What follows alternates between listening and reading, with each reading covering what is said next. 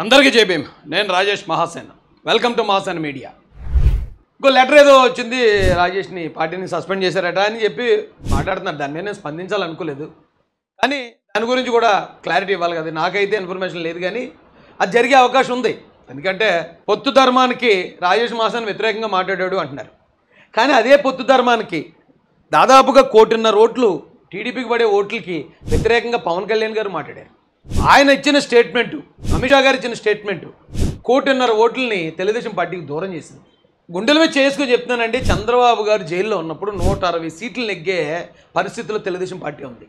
160 సీట్లు, ఒక్కటి కూడా east west Godavari clean sweep. ఆ రోజున ఎవరిని అడిగినా సరే నారా చంద్రబాబు నాయుడు గారు అన్నమాట. అయితే ఆయన జైల్లో ఉన్నప్పుడు పవన్ కళ్యాణ్ గారు వెళ్ళారు, మద్దతు ప్రకటించారు. మేము పొత్తులో వెళ్తున్నాం అన్నారు. దాదాపు 21 సీట్లు బార్గెనింగ్లో తీసుకున్నారు. అయితే అదే చంద్రబాబు నాయుడు గారు జైల్లో ఉన్నప్పుడు రాజేష్ మహాసేన్ పనిచేశాడు. ఇక్కడ గౌరీపట్నంలో చర్చ్ ఉంటుందండి. ఆ చర్చ్ దగ్గర దాదాపు 200-300 మెట్లు ఉంటాయి. ఆ 200-300 మెట్లని మోకాళ్ళతో ఎక్కాను. ఈ కాలు తీసి రెండో కాలు పైన వేసేటప్పుడు ఆ కింద ఉన్న ఇసుక మోకాళ్ళకి గట్టిగా తాకి అక్కడంతా రక్తం అలాగ పెరిగిపోయి, అంటే కొట్టుకుపోయి, ఆ ప్యాంట్ ఏదైతే ఉందో ప్యాంట్ నా కాలుకు అంటుకుపోయింది. ఒక 20 మెట్లు ఎక్కిన తర్వాత ఆల్రెడీ గాయం అయిపోయి ఉన్న దాన్ని మళ్ళీ ఆ గాయాన్ని మళ్ళీ బలంగా భూమికి ఆంచాల్సిన పరిస్థితి వచ్చినప్పుడు కూడా అది కూడా తట్టుకుని, అంటే మాకున్న బిలీఫ్ అది, ఇలా చేస్తే పెద్ద ఆయన బయటకు వస్తారు, ఆయన గెలవాలి అనే కోరికతో ఆ రోజు నేను చేసిన కార్యక్రమం నన్నొక్కడనే, నా శరీరాన్ని ఒకటి హింసించుకోవడం కాదండి. ఇక్కడ ఒక అన్యాయం జరుగుతుందని ప్రపంచానికి తెలియజేశాను. చాలా మీడియాలో, ఎందుకో మహాసేన్ మీడియా నుంచే 30-40 లక్షల మంది చూశారు. అది వేరే వేరే మీడియాలో కొన్ని కోట్ల మంది చూశారు.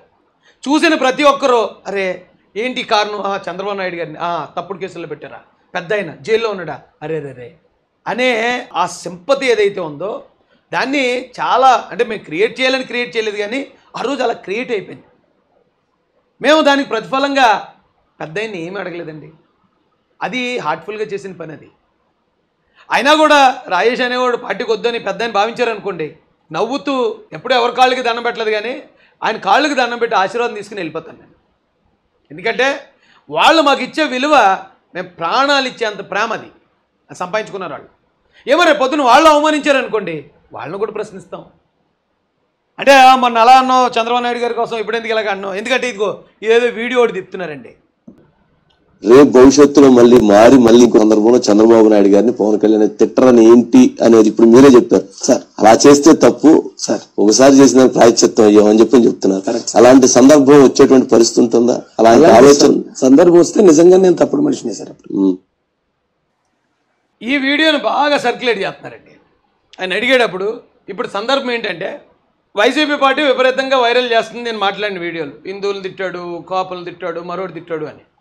ఆ సమయంలో మీడియా ప్రతినిధులు కొంతమంది, నాకు అందరూ నా పరిచయం ఉంది కాబట్టి, రండి మీరు క్లారిఫికేషన్ ఇద్దరుగానంటే వెళ్ళి అప్పుడెప్పుడు 7 సంవత్సరాల క్రితం మాట్లాడిన దానికి క్షమాపణ చెప్పి, అదే ఇప్పుడు అలా కాదండి, ఇప్పుడు పవన్ కళ్యాణ్ గారు, చంద్రబాబు నాయుడు గారు వాళ్ళు చాలా గొప్పగా ఉన్నారు, గొప్పగా పరిపాలిస్తారు, అప్పుడుగా నమ్మకం నాకు ఉంది మనసులో ఆ సమయానికి. కానీ ఈ వీడియో అయిపోయి బయటకు వచ్చిన తర్వాత ఒక 2-3 రోజుల్లోనే నా సీట్ని బలవంతంగా జనసేన పార్టీ పవన్ కళ్యాణ్ గారు తీసుకున్నారు. ఇప్పుడు నేను మాట్లాడేటప్పటికి ఆయన మీద చాలా అభిమానం ఉంది నాకు. అలాంటి సడన్గా ఇంత అభిమానించే పవన్ కళ్యాణ్ గారు ఇలా ఎందుకు చేశారనే బాధ వస్తుందా రాదా? అప్పుడు ఆటోమేటిక్గా ఆయన మీద ఉన్న అభిప్రాయం ఎంతో కొంత మారదా? నేను చెప్పినప్పుడు నేను కరెక్ట్గానే ఉంటానండి. తర్వాత వాళ్ళ ప్రవర్తన, లేకపోతే వాళ్ళు మా మీద చేసే ఆ పనులు మారుతున్నాయి. మారినప్పుడు ఆటోమేటిక్గా మా ఒపీనియన్ మారుతుంది కదా. మారకపోతే మేము బానిసలం. చాలా జాగ్రత్తగా గమనించాలి. ఎందుకంటే ఈ వీడియో మాట్లాడేటప్పుడు కూడా పవన్ కళ్యాణ్ గారు 400 సీట్ల కోసం ప్రాణాలు ఇస్తా అనే మాట ఆయన మాట్లాడలేదు. అప్పటికి మాట్లాడుంటే నేను ఇలా మాట్లాడకపోతున్నాను. అప్పుడెప్పుడుదో మాట తీసుకొచ్చి ఇప్పుడు ఏం చేసిన అవతలలో ఏమైనా చేయొచ్చటండి. మేము మాత్రం మాట మీద నిలబడిపోవాలా. అలా నిలబడిపోతే మేము నిలకడగొన్నట్టు.